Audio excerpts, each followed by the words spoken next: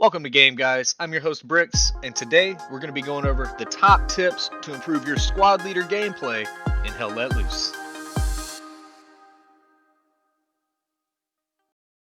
Before we get started, I'd like to give a special shout out to our friends at Team Asylum Gaming.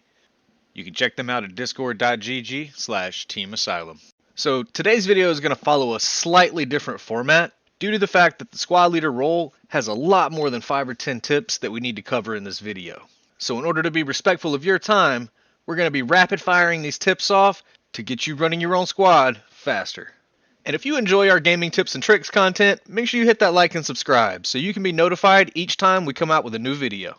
Now grab your gear and let's get straight into the top tips to improve your squad leader gameplay in Hell Let Loose.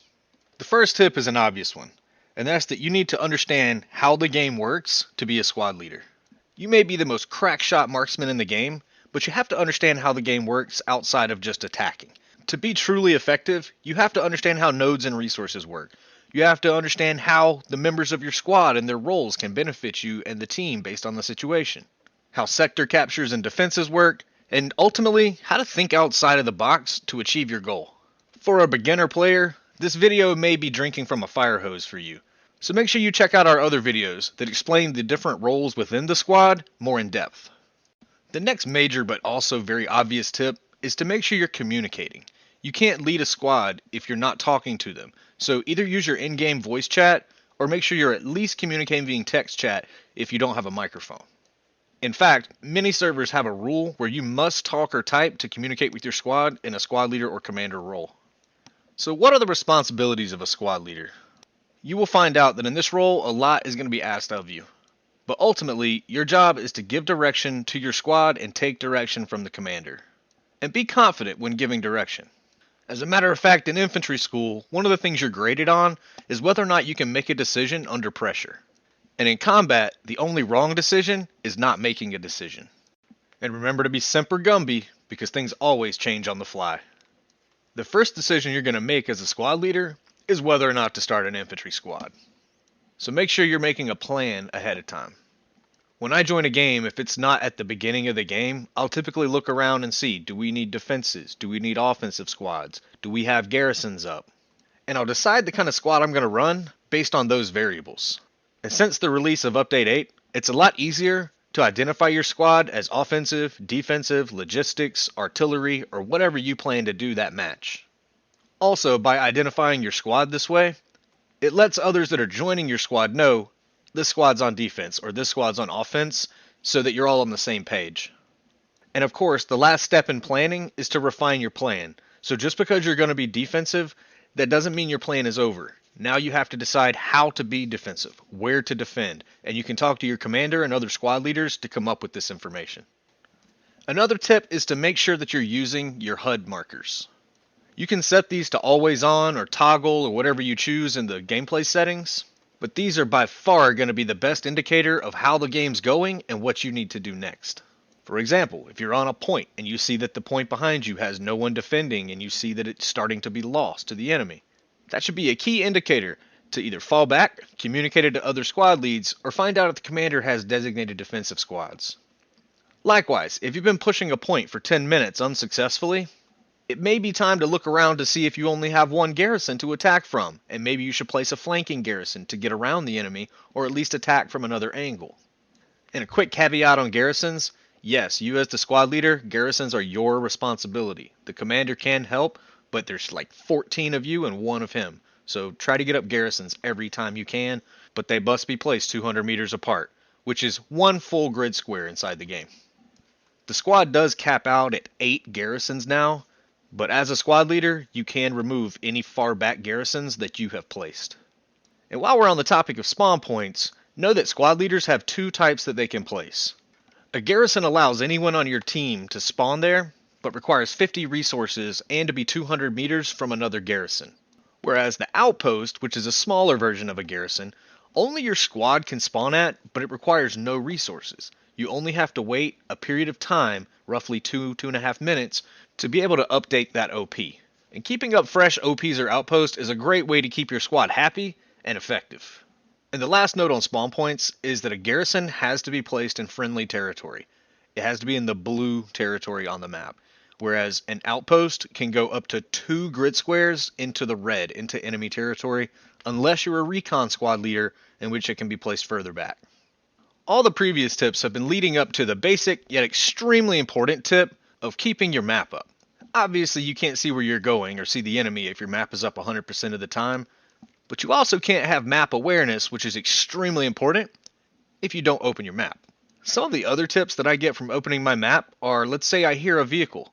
I don't see the vehicle, but I can see on my map if it's friendly or enemy and what kind it is. Also, every time I place a garrison or an outpost, I open my map immediately after because it'll ping red with an exclamation point if there's an enemy within 50 meters. So if I check my map, I can see if the garrison or outpost I just placed has enemies nearby that I need to clear out. And also, recon information. When the commander uses a recon plane, or a tank crew gets inside of the recon vehicle and takes a picture, small red dots that represent infantry and red diamonds which represent enemy vehicles will populate on your map. From a squad standpoint, only you, the squad leader, can see this information. So make sure you're not only checking it out on your map, but that you're relaying this information to your squad so that they don't run into 20 enemies unexpectedly. And that's a combat segue to my next point, marking your map and map markers. As a squad leader, if you hold down your ping button, which is typically your center mouse button, it will open up a wheel for you to be able to mark things on your map for your squad and sometimes your team. This is an extremely powerful tool for the squad leader because it allows you to ping points of interest with specific icons. This is exceptionally useful when marking enemy tanks, enemy garrisons, OPs, enemy infantry, things of the like, with a unique ping icon that remains on the map for much longer than a typical ping. Keep in mind though that the map can get pretty cluttered with pings, so as soon as one of those objects is destroyed or taken out, that you remove that ping by simply going to your map, finding the ping, and left clicking. This is simply called removing your markers. So while these pings are useful, only certain players can see certain pings. If you open your map and you right click anywhere on that map as the squad leader, you'll have a drop down of all the different ping icons that you can place. When you mouse over each icon, it'll tell you what that icon is for and who that icon is visible to. For instance, if you're an able squad and you ping a tank, every other squad leader and the commander can see that tank ping for able squad, but no one within your squad can see that. So you'll have to overlap that marker, which is another tip.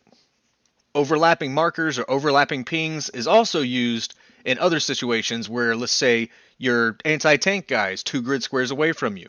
He comes over comms or in text chat and says, enemy tank ping accurate. His ping is only going to be up for a matter of seconds.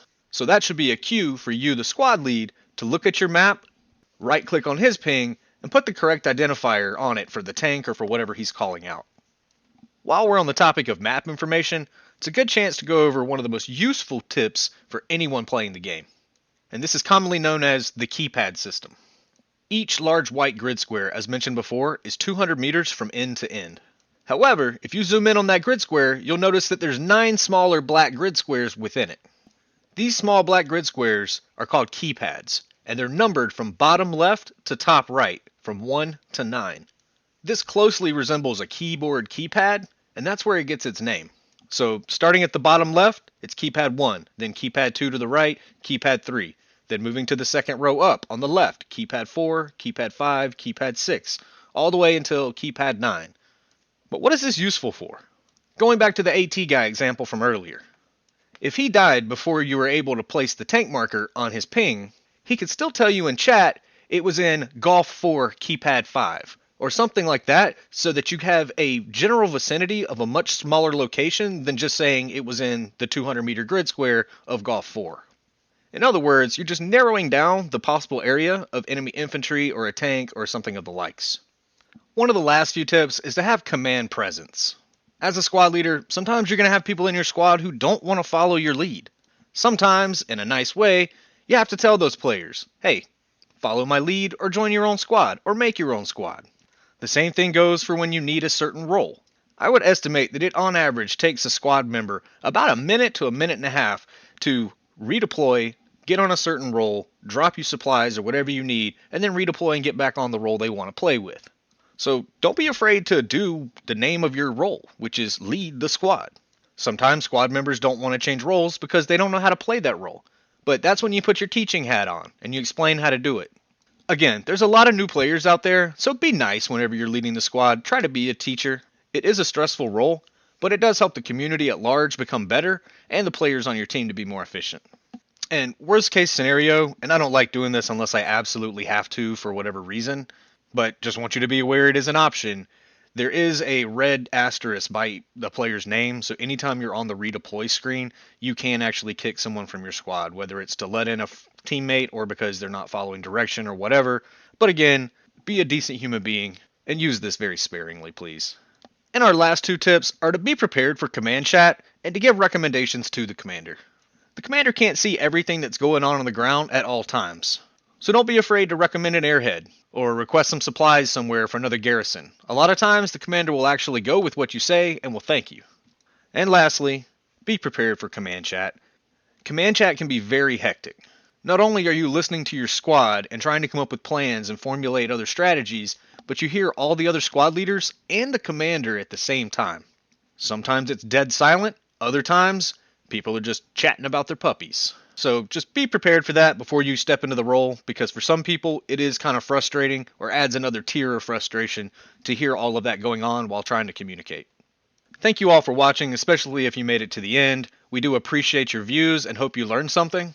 And remember, if you like our content and you want to see more, or if you want to hear something in particular, hit that like and subscribe and let us know in the comments section below.